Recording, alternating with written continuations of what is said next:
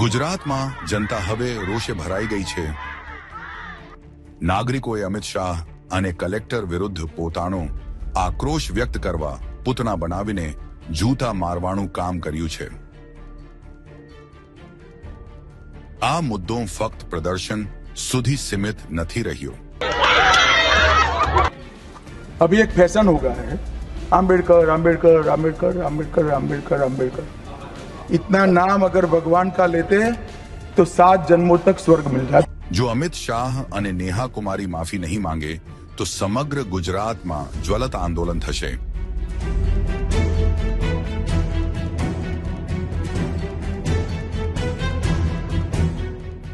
ગુજરાતની જનતા હવે વધુ સહન નહીં કરે. આ હિંમત ભર્યા કૃત્ય દ્વારા જનતા એ સાબિત કર્યું છે.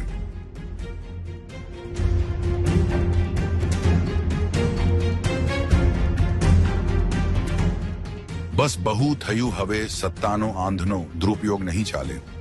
ગુજરાતની જનતા તમારી સત્તાની ચરબીને ઉતારી દેવા તૈયાર છે.